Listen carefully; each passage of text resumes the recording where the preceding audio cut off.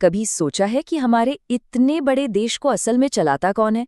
केंद्र सरकार जो दिल्ली में है, या फिर राज्यों की अपनी अपनी सरकारें? ये सवाल सुनने में तो बड़ा सीधा लगता है, पर इसका जवाब इतना आसान है नहीं, बल्कि ये हमारे देश के पूरे सिस्टम की बुनियाद में छिपा है। और इस बड़े सवाल को सुलझाने की चाबी है ये चार्ट। ये हमारे संविधान की अनुसूचियों यानी शेड्यूल्स का एक नक्शा है।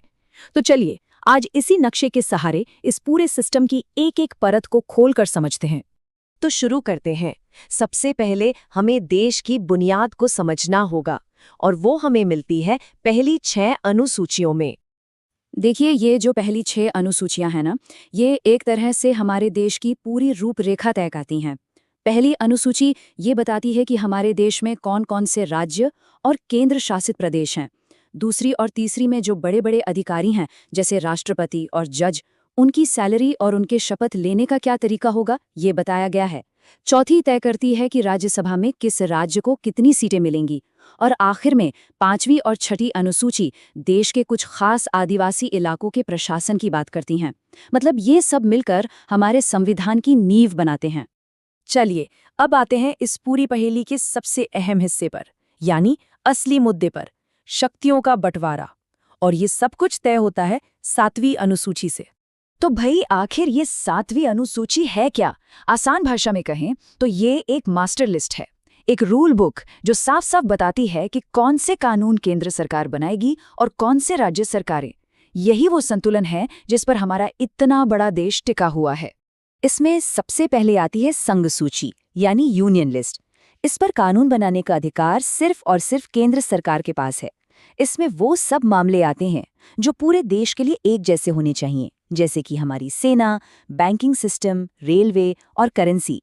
इन पर अलग अलग राज्यों के अलग अलग कानून तो नहीं हो सकते ना। इसके बाद है राज्य सूची यानी स्टेट लिस्ट।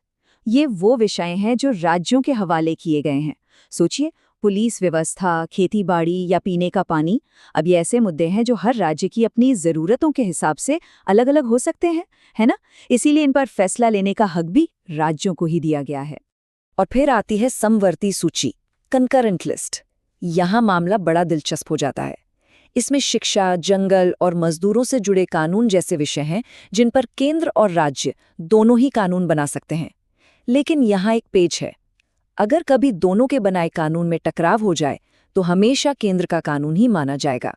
ये टेबल पूरी कहानी को एक नज़र में दिखा देती है। संघ सूची सिर्फ केंद्र, राज्य सूची सिर्फ राज्य और समवर्ती सूची दोनों।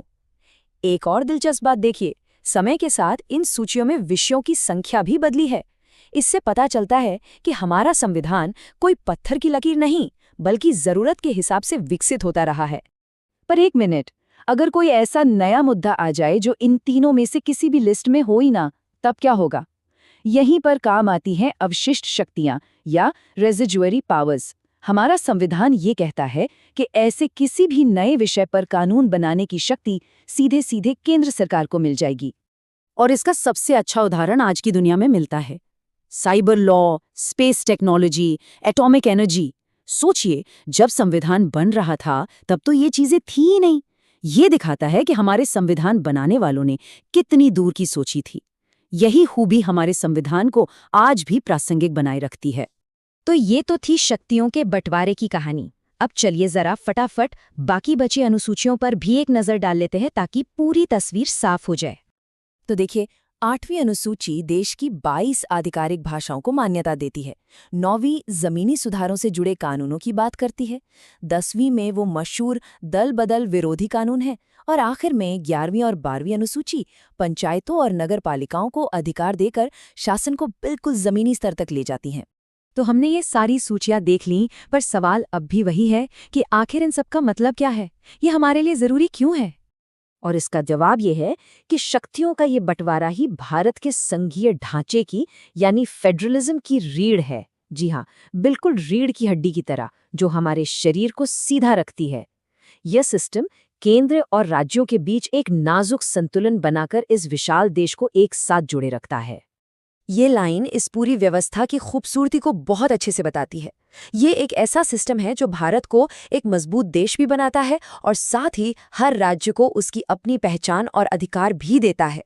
मतलब एक तरफ राष्ट्रीय एकता है तो दूसरी तरफ क्षेत्रीय आज़ादी भी। एक शानदार संतुलन।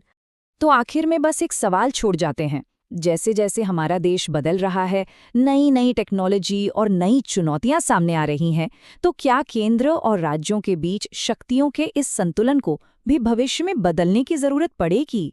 ये एक सोचने वाली बात है ना?